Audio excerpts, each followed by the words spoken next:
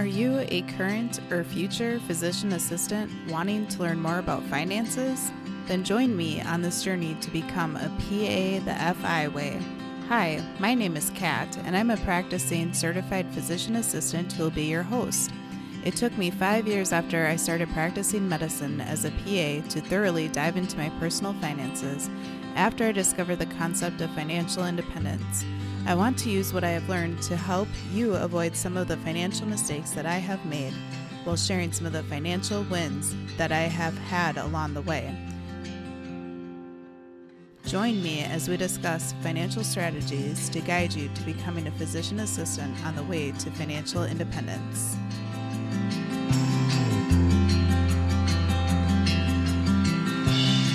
Welcome back, everyone, to the PA the FI Way podcast. I'm your host, Kat, and I'm looking forward to discussing another great financial topic on the PA the FI Way podcast. I hope you all had a wonderful Christmas and holiday season and are looking forward to New Year's right around the corner. Unfortunately, it's the time of year where all sorts of lovely illnesses and viruses are going around, so I usually have maybe 1 to 2 episodes a year where I am more congested than normal, so thanks for your patience with listening to me that way.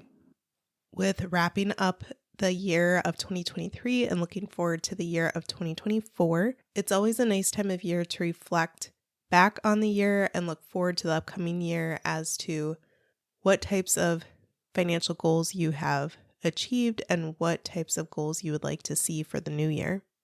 In that light, I thought that the topic of this episode would be helpful for those who are high earners. Many of us earn well over 6 figures per year, depending upon your role, specialty, and profession. But then you're left scratching your head and wondering, how in the world am I still living paycheck to paycheck? So in this episode, I'm going to share 10 reasons why high earners are living paycheck to paycheck. The first reason is poor money management. On the surface, this point may seem obvious, but if you don't know where your money is going, then you don't know what changes you can do to help you build wealth and no longer live paycheck to paycheck. And the foundation of money management is budgeting. And budgeting does not need to be a prolonged, tedious tool that you use for the rest of your life. Some people are really into budgeting weeks upon months upon years and tracking every single dollar as to where it goes. And some may need that as inspiration, motivation, or maybe they are a little bit on the nerdy side and like to crunch the numbers really hardcore. Although I am a self-proclaimed nerd, I do not enjoy being so tedious in budgeting every single one of my husband's and my dollars because of the time that it takes. However, I do believe that budgeting is a foundational tool to managing your money well, and I do think that it's essential that you do when you are first learning to become financially literate and learning how to reach financial independence. This could look like budgeting intently for at least 3 months, but maybe it looks closer to 6 months or a year for you. And in that time, doing the tedious work of tracking every single dollar as to where it's going. And why is this? It is because that I have worked with several PAs that share with me that they have no clue where their money is going. They get their paycheck and they tend to spend it all. Maybe they are impulsive spenders and do lots of online shopping. Maybe they go out to eat a lot or get a lot of coffee or beverages, spend a lot of money on gifts for people, and spend a lot in other forms of entertainment. Obviously, intrinsically, these things are not bad to spend money on, but they are if you are overspending and don't have a clue where your money is going. So it is amazing how eye-opening even 1 month worth of budgeting can be to you if you have never done this before. It can almost serve as a wall or a barrier or a little bit of a block to you mentally when you are asking yourself, hey, do I actually want to spend my hard-earned income on this item or experience?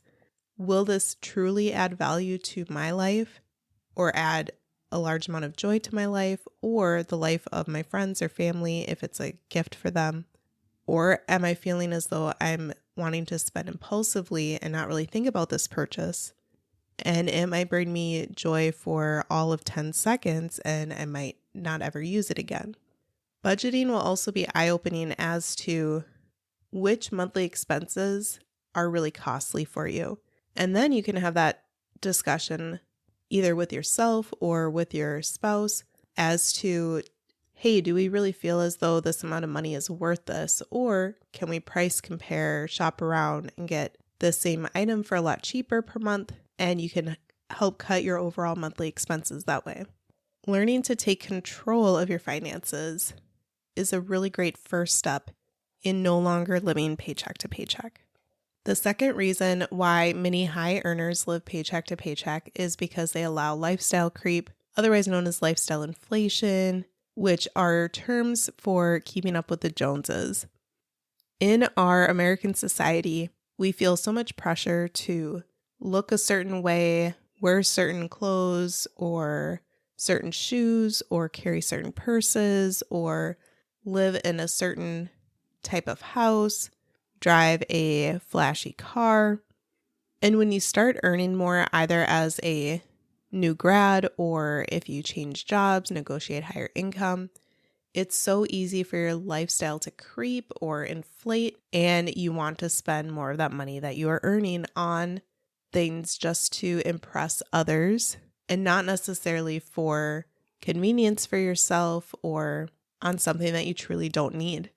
Again, this goes back to the conversation of, will a 3,000 or 4,000 square foot house truly add a lot of value to you, or will there be several hundred or even thousands of square feet that are actually unused in that home, and you have more expense because you have to furnish the house, you have to pay more in property taxes, unexpected expenses such as roofs, windows, repairs, and upkeep. It's more expensive to keep the house clean or pay for a cleaner as well. I am a homeowner myself, so I'm not bashing homeowners by any means, but I do recognize that renting can be a great option for many people because of the ease of it, fewer responsibilities financially that do come with homeownership that are hidden. And especially when you are working on paying off a lot of debt, it's really important not to let lifestyle creep enter your life. At the same time, if you are at the point where you have low debt, you have quite a bit of money invested, and you aren't living paycheck to paycheck, it is very reasonable to loosen the belt, so to speak, and allow yourself to spend more to be able to enjoy life along the way. Even when you are preventing lifestyle creep, you don't want to just be living on ramen noodles and delaying all gratification of life, otherwise you'll be absolutely miserable along the way. So it's all about balance in life.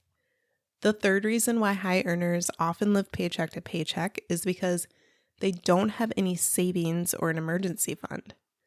The flip side of this can also not be a great thing, where you have way too much in savings or a giant unnecessary emergency fund, because you want to make sure that you're getting your money working for you in the sense of investments or entrepreneurial opportunities or things like that.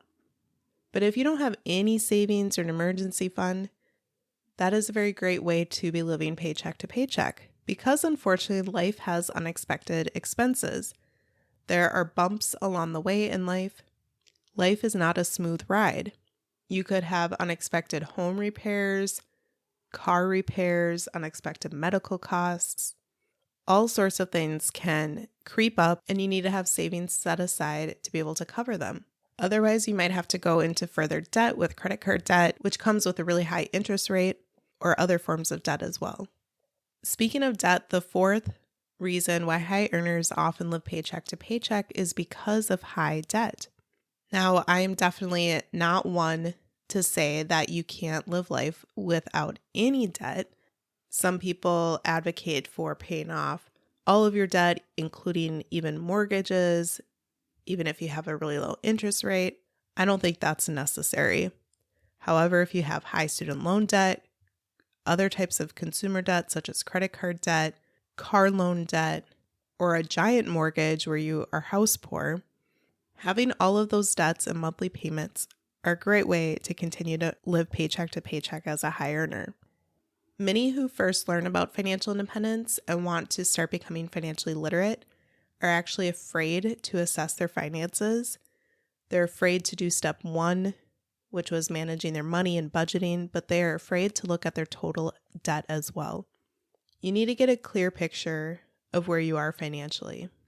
I recognize and understand this can initially seem a little depressing, but again, you need to have an open conversation either with yourself or with your spouse if you are married as well. Do you have a giant mortgage for a home that is way too large for you and your family? Way too expensive? The mortgage payments eating up almost all of your paycheck month to month? Do you still have high student loan debt that is hanging over your head like a dark storm cloud? Do you have lots of credit card debt and you're paying a lot of monthly fees because you can't bring your balance down to zero? Or did you pay off your student loan debt, but now you're really tempted to go back into debt with a really expensive car or really expensive house, or going into debt for this once-in-a-lifetime trip? Keep your debts low. On this note, I do understand that going into debt can sometimes help you build wealth, which on the surface seems odd to think about, but perhaps you go into a little bit of debt while you are purchasing a business or starting a business, or perhaps you're going into a little bit of debt when you are buying a rental property for short-term rentals such as Airbnb or long-term rental. Again, not all debt is completely outrageous, but be mindful of your debt. And let's move on to the 5th reason why high earners often live paycheck to paycheck. And this reason is either not investing their money or investing in poor investments. And this also has to do with not planning for retirement. You need to be investing now so that you can retire and stop working in the future. If you don't ever invest your money, then you very likely would have to work into the years way past normal retirement age just to make ends meet. Because although we hope to see some Social Security by the time we age, it may or may not be there, and it very likely will not be enough for you to live on for what you're used to spending per month. I have talked with and worked with many PAs that aren't investing their money. They have giant chunks sitting there in savings, and some of them, it's because they're stuck in analysis paralysis, meaning they're trying to think about all the different options they can do with their money. But while they're thinking, it's just sitting there and losing value due to inflation over time. Or they have it sitting there because they might be wanting to spend it on a really large expense coming up, but they aren't sure yet. Or trying to have this internal debate. Do they really need a $50,000 wedding with a $20,000 honeymoon? Or could they perhaps cut that in half or even a third and invest the rest of their money? Some people don't invest because they don't know about their retirement accounts or other types of investment accounts. They don't know about their options. They're afraid to invest because of the market. They have misconceptions in that they think that if they put their money into their retirement account, that it's quote unquote locked up until their 70s. There are so many misconceptions when it comes to investing. On the other hand, some are investing, but they are only investing in poor options such as individual stocks, investing in this thing that on the surface looks like a great opportunity, but really it's a poor investment, potentially a scam. So it's essential that you understand investing, understand retirement accounts, understand index funds, and again, not be afraid about learning about this or intimidated by it, because if you are listening to this podcast, you can understand the basics of investing. The 6th reason why many high earners live paycheck to paycheck is because they have inadequate insurance or no insurance or the wrong type of insurance. So what does this mean? Well, if you are practicing in medicine, you definitely need to make sure you have good professional liability insurance, otherwise known as malpractice insurance. There are different types of that, but you want to make sure that you're covered even if you change jobs. But for medical or non-medical people alike, often life insurance can be very appropriate if there are people that depend on you in your family, in the sense of they depend on your income and would not do well if you didn't have an income and were to pass away. But often people fall into the trap of getting whole life insurance when they really don't need whole life insurance and could instead purchase way cheaper term life insurance that is quite adequate for the needs of their family. Disability insurance might be a good type of insurance for a lot of medical professionals to get. Again, if you were to become disabled, would your family, including your spouse, be able to survive financially if you can't earn an income? Maybe if that's the case, you don't need disability insurance, but for a lot of us, we are the primary bread earners in our family, so having disability insurance is very appropriate. Although the cost of insurance is not a fun cost to pay, think of the cost as to what would happen if you were to get a medical lawsuit or you were to become disabled, and then you really would be living paycheck to paycheck at that point. The seventh reason why many high earners live paycheck to paycheck is because they don't plan for taxes appropriately. They don't understand taxes. They don't work with tax professionals to help with tax planning and retirement planning as well. If they are business owners, they don't understand business expenses and write-offs. Or for both business owners and non-business owners alike, they don't understand that investing in some retirement accounts such as traditional 401ks and equivalent accounts as well as HSAs can lower your taxable income and lower your tax burden. Again, you do not need to have the bandwidth to become a tax professional yourself, but you need to understand the basics of taxes and understand how to find a good tax professional to work with as well. The eighth reason why high earners can live paycheck to paycheck is addictions. And addictions can come certainly in all walks of life, both high earners, low earners, truly rich and wealthy people, and truly poor people as well. There are all sorts of addictions, but many of them can be a drag on your finances, whether it's excessive alcohol drinking, and the cost of alcohol can be really expensive. Whether it's drugs, the cost of drugs can be expensive. Whether it's gambling and you're losing your hard-earned income through gambling, all sorts of addictions cost money. A ninth reason why high earners can live paycheck to paycheck is relationship issues or divorce. Unfortunately, it is quite costly to go through a divorce or have rocky relationships where you have counseling or therapy. Many people do not have the opportunity to choose their spouse before they become financially literate and instead are already married once they start learning more about finances.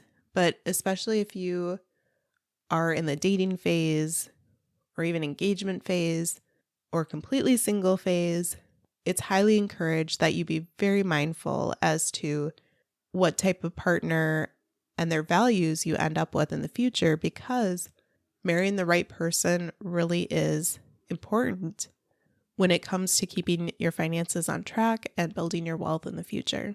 And the 10th reason why high earners could be living paycheck to paycheck is because of generosity without boundaries. So being a generous human being is a wonderful thing. It's important for you to give back to those that you would like to give back to. I know many people help out with their parents financially because their parents have given so much to them financially throughout the years growing up and with their own education. I know many people like to give back through donating money towards their favorite organizations or donating money towards their church or other faith-based organizations as well. Many like to give back to their educational programs or colleges to help support the next incoming class of their professional program.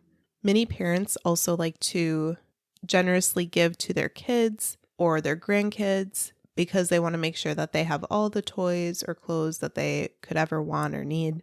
Now, again, being a generous person is not a bad thing by any means, but it's the without boundaries part that can be difficult. What does this mean? It means that if people know that you are high earners, sometimes they could take that to their advantage and take advantage of you. So they might come to you with needing to borrow money. Maybe this is a sibling or a parent or a friend, and you might have utter trust that they will pay you back, but often that's not the case. Or you are the one that's always paying for everything else for everyone. Again, if you are in a great place financially to be able to do that, that is one thing. But if you are truly living paycheck to paycheck, it's really important that you're mindful about where your money goes, even when it is being given generously to others.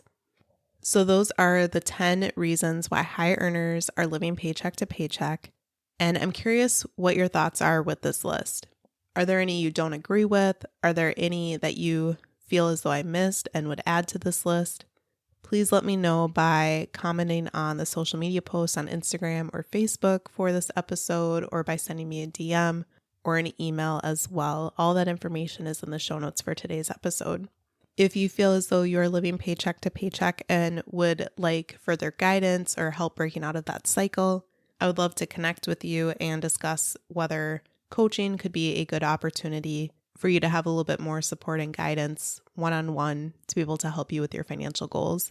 So feel free to send me a message on Instagram or Facebook, or you can reach out to me through email, pathefiway@gmail.com. And I would be absolutely happy to connect with you and help you with your financial goals with the new year right around the corner. I hope you have a wonderful rest of 2023 and a exciting 2024 ahead of you. Thanks for taking a listen, and I'll see you back here soon.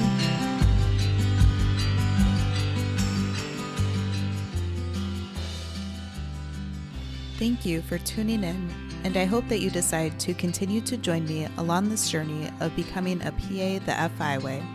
Please take a moment to press the subscribe button on the platform that you are listening to this on, but more importantly, consider sharing with another current or future PA that could benefit from the information that we reviewed in this episode.